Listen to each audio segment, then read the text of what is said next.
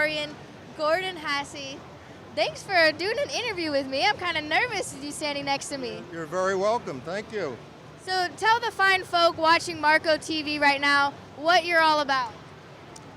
Well, my involvement in pinball goes back to the beginning of the modern hobby. Steve Young and I were the publishers of the Pinball Collectors Quarterly back in the 80s, and that was the first publication aimed directly at pinball collectors. And our subscription list was the list that was responsible for the mailing to begin the first pinball convention, the Chicago convention that Rob Burke sponsored. And I've pretty much been involved in the hobby since the get-go. Well, for years I wrote for Game Room magazine. I probably had 50 articles published there over that period of time. I have a book in the works right now. It's about 350 pages. It centers on the Gottlieb games of the mid-50s. I also inherited all the archives of the late Dick Buchel, who was my good friend and mentor. Well, I was a large collector for years. I donated my entire collection to the Pacific Pinball Museum. There was about 240 40s and 50s games. Among them was a complete run of all the Gottlieb single players from the end of World War II until the end of the Woodrill era. So I've been around it a long time. I know most of the people who are into it. So do you know who Michael Gottlieb is? I absolutely do. I've met Michael on many occasions. Real nice guy. So Michael Gottlieb is one of my favorite peoples ever, because we can walk around the Museum of Pinball and you'll find a pinball machine and just start telling me these awesome stories about it, like how Slick Chick used to be party girls and stuff like that. So do you have any fun anecdotal stories that we could be like, oh, whoa, that no one else knows about? Well, I have one about his dad, Alvin, the late Alvin Gottlieb. Alvin had a Mercedes that he parked at the airport in Chicago, and the license plate said Pinball. And the car was stolen, so he bought a new one, and he put a plate on it, and the plate said Tilt. And then no one stole it. Nobody stole it. Actually, it might have said Tilted. I think that was correct, Tilted. And so you said you were working on a book as well. Can you tell me a little bit about that? Well, the book is about the Gottlieb games of the mid-1950s. Gottlieb was a Cadillac of the industry in those days. And it's also an examination of the pop culture context in which these games were made and existed, how they drew from pop culture and how pop culture drew from them. I'm a big fan of both the artwork and the design of these things, and I think it would be a book, when it's finally published, that would span a couple of different levels of interest. People that were pop culture fans would enjoy it. People that were pinball people would probably enjoy it. Nice. So back in the day, pinball designers and stuff and competitors, they were like rock stars, right? Well, no, not really. That's a modern kind of a thing. The idea that back in the 50s, a designer would be able to have his signature on one of his games would never happen. They were virtually anonymous, which is why these conventions were so important in the early days. The first convention that Rob Burke did was the first time that most people, even people that were very familiar with pinball, ever got to know who the people behind them were. And at that time, many of the pioneers of the game were still alive. Wayne Nyans, who is still alive at 100, Harvey Heiss from Genco, Norm Clark, Steve Kordick, who was also a centenarian. He lived to be 100. So it was a great thing. We got to meet these people in person, and they were uncelebrated up to that point in time. Every one of them, to a person, said, "No, I was just doing a job." So now we're kind of in the era of rock stars then, because Yes, we absolutely. love the designers, we love the artists and the programmers and the sound designers and stuff too. What do you think of where pinball has come now?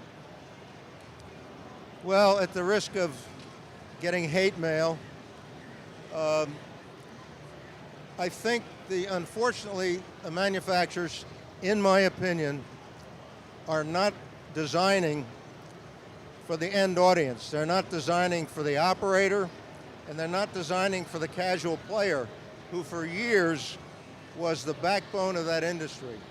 Because you could go in back in the 50s and 60s, put a dime or a nickel in the machine, and know pretty much intuitively what you had to do, what the goals were. Now you have things that are, first of all, the overwhelming majority of them are licensed properties. In the old days, there were simply concepts that people came up with, and you could read your own storyline into these games. Now there's nothing to be imagined. You don't participate in any way. You're following a scripted existing entity. They're very derivative. I think the number of toys and the ramps and the multiple levels make it almost impossible for the operators to keep them in good shape. It takes, 7, 8, 9 hours to properly clean one of these things. Well, the operators look at them and say, I can't spend that kind of time. Consequently, those that do still run pinball on the street never get around to clean them. They get dirty, they stop earning. If I were running those companies, I'd be running them very differently, but I'm not running them, so they're going to do what they want to do until proven that there might be a better way. It is a very tough and heroic job to be an operator. You played Beatles or the PBR, even Total Nuclear Annihilation with the flat playfield, and what do you think of those? I've played some of them. I still would opt for much simpler games. It's not the same. No, it's absolutely not the same. The other gripe that I have with the modern stuff is there's not one square inch of bare wood. Everything is screened with color. I can't even keep my eye on the ball. In the old days, there was enough of that playfield that was empty of any kind of graphic, and you could follow the ball very easily, and they were more appealing. These things, they just scream at you. I hate the sound.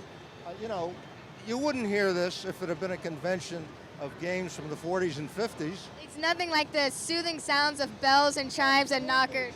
Bells and knockers.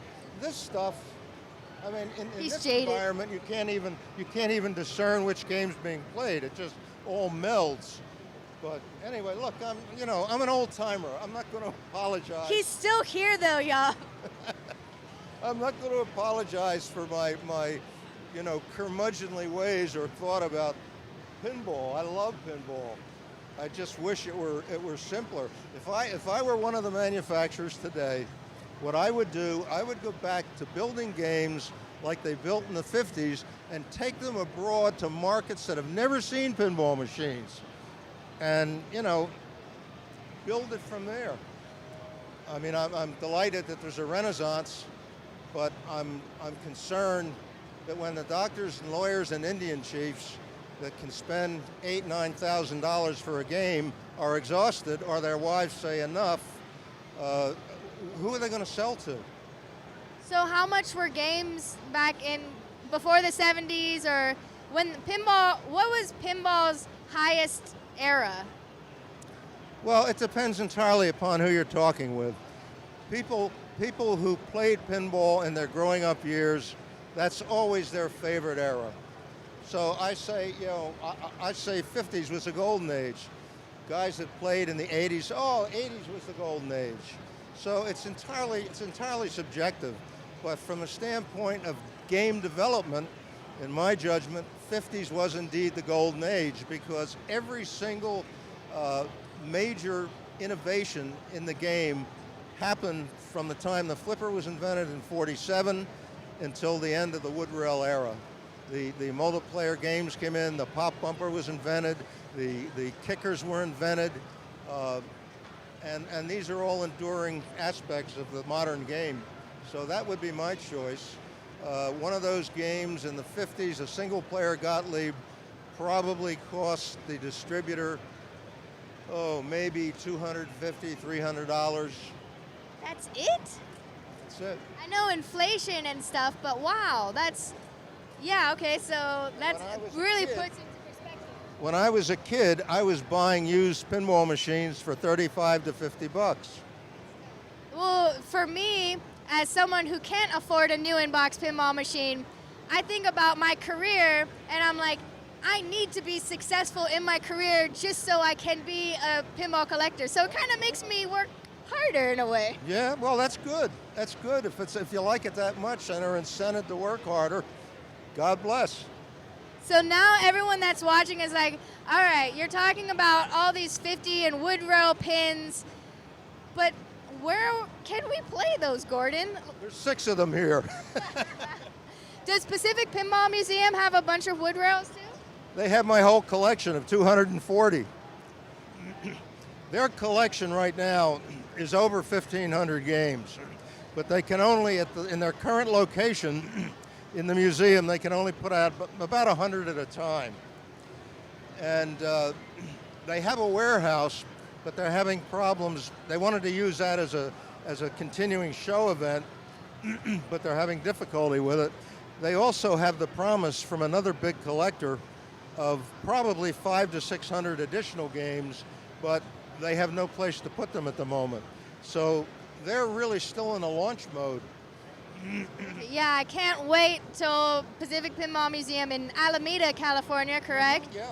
Opens that big warehouse, because I've seen pictures and I probably saw a lot of your collection too, wide shots of it from Sean Docini, operator out of San Francisco Bay Area, took some pictures, and wow, incredible. It really is incredible, and they're very, very good people. I have nothing but admiration for both Michael and his wife Melissa, and Larry Zartarian, and the rest of the board. Great, great people. Well, thank you so much for chatting with me, and we can't wait to see when your book comes out. How can we get more information about that? Just come find you at a show? Pardon? Just come find you at a show? I guess. I mean, as it gets closer, I'm going to, get on the net and start letting people know. But even though... What is it titled? I don't have a title yet. I'm still contemplating. But it centers on the games of the 50s, mid-50s, and the pop culture that surrounded them and influenced them. Well, we look forward to it, because I love Gottlieb games, and so does everyone. Who doesn't love Gottlieb games? Truly.